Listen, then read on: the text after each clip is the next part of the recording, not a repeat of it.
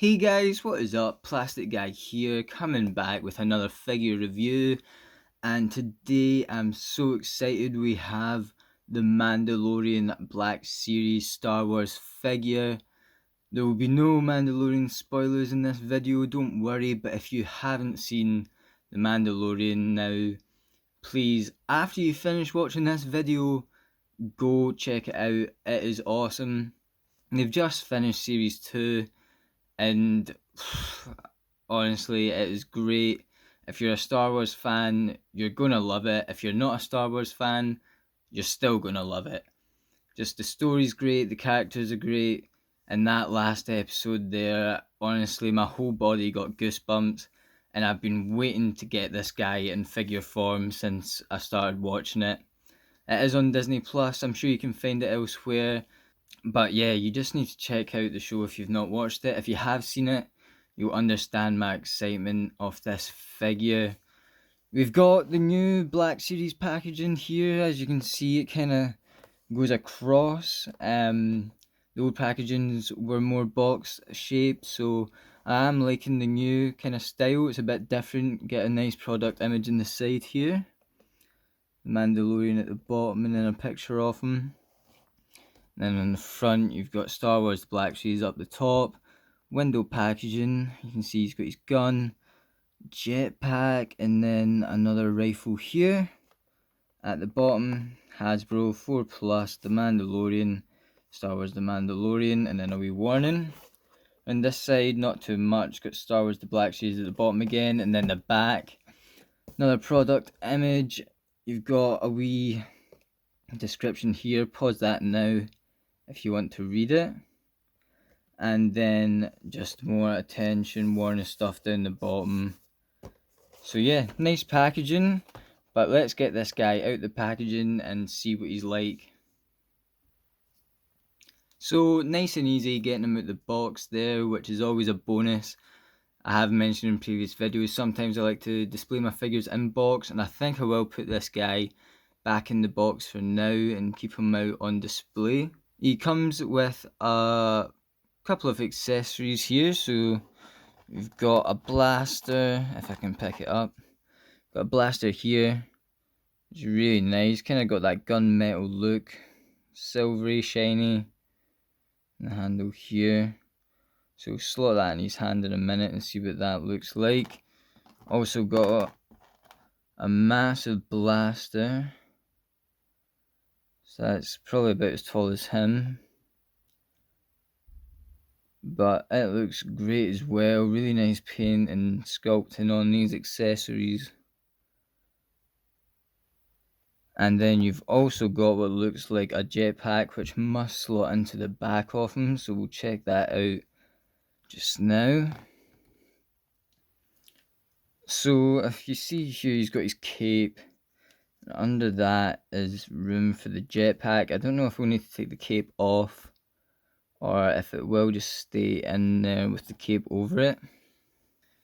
So yeah, here's the jetpack in his back, and the cape looks daft. So if you want that jetpack in there, you're gonna have to take this cape off. So let's check that out. Okay guys, I have assumed that this head is on a ball joint.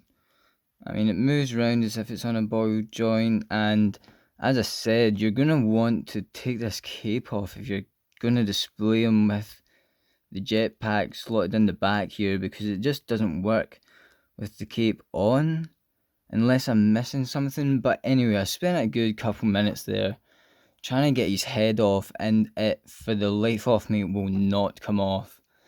I'm putting a lot of force in trying to pull it off, and I'm fearful that I'm going to break the figure, which I do not want to do. Normally, on these ball joints, if you're swapping heads over and things, it will come off fairly easy. This definitely isn't, so I'm not going to force it anymore. I don't want to break the figure. But yeah, this jetpack will definitely slot in the back. But yeah, the cape seems a bit of an issue, so if you have this figure yourself, let me know in the comments if you've had any similar troubles, or if there's a solution that will help me solve this problem, but at the moment I'm not going to risk it any further. Get the idea with the jetpack. Let's just take a closer look at the figure itself. So as I said, I thought the figure's on a ball joint. It probably is, but it seems very stiff. Yeah, I don't know. But nice sculpt here in the face. Great Mando helmet. Detail all the way around. This is the torso area. You've got a nice belt coming down here. We'll take a look at the back, but you do maneuver the belt a wee bit for that jetpack. Nice shoulder guards. Wee logo here. Or is that meant to be? Yeah, I think it's meant to be a logo. Great detail throughout. I really like these. And the plates on the back of the hands here. Got another kind of belt going across. And then I really like this. You've got this gun holster, and that does come out. Like so. So you can put the gun in there. Let's see, let's try it out. Hold that up. Shove the gun right in there. And then you could put that tab back over. Like so. And that's cool. There was a lot of controversy with the movie Deadpool figure where you had the gun holsters and you couldn't take the guns out, etc. So it's nice that we do have a figure where you can take the guns in and out the holster. See, there's a hole on the gun there, which is obviously for his finger, but I was wondering if it was going to line up with this, but I don't think it's meant to. Just close this back over for just now. And we'll take a closer look at his legs. So different sort of colouring on the armour here. Still just fantastic detail. It's just great detail throughout the whole figure. The paint is fantastic. Definitely nothing to complain about so far. And yeah, as I said, you just want to move this around a little so you can slot that jetpack in the holes. So that looks like a good position there, despite my troubles earlier. A lot of folks seem to swap out the capes and things on these sort of figures. I really don't mind the cape, the plastic cape. I think it looks great. And I mean, obviously, as I said, I'm going to display them in the box, but even if it was out of the box, I have no problems with how the cape looks. But I'm sure if you wanted to, you could easily take this cape off and put a custom cape on. So though this hand does have the kind of more trigger look, that was a bit of a tight squeeze, so I've opted to put the gun in this hand. You can see that there.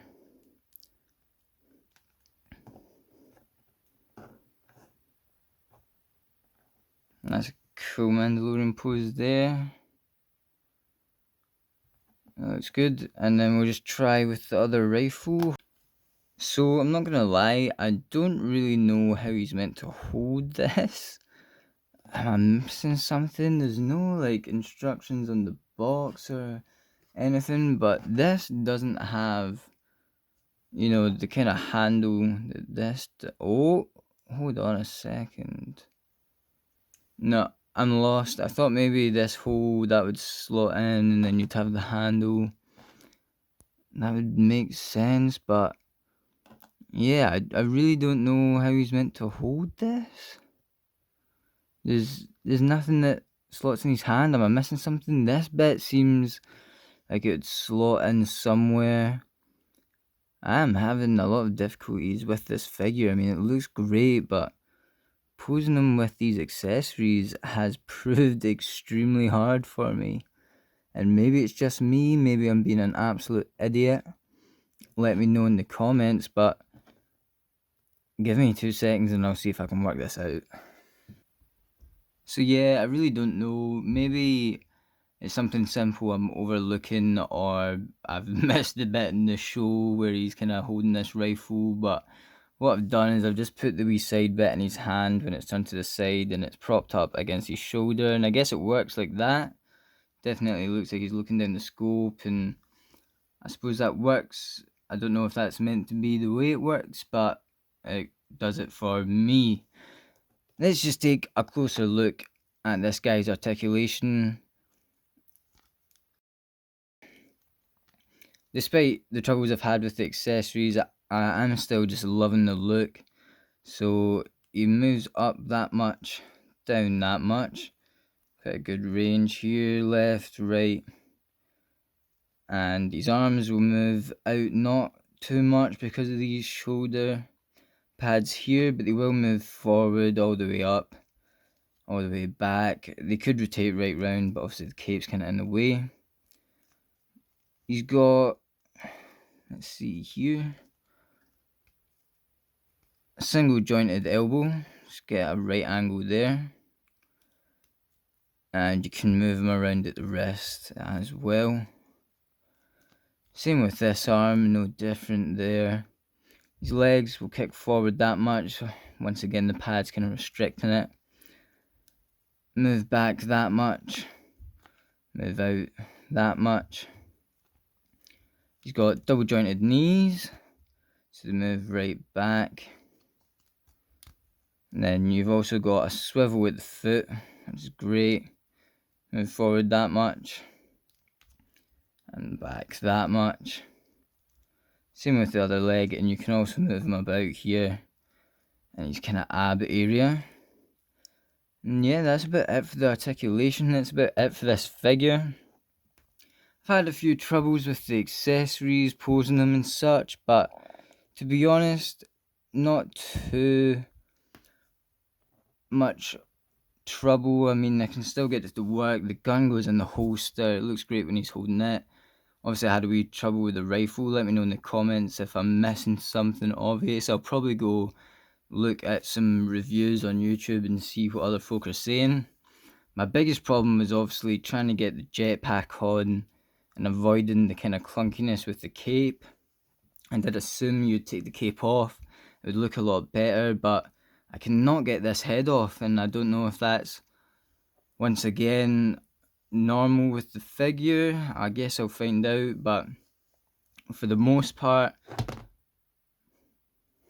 I use my force power there to push him over. For the most part, he looks fantastic. The colouring on this, the sculpt, he just looks great. I really can't complain. This is a great Mandalorian figure. And yeah, I'm really happy with it. Can't wait to put him out on display.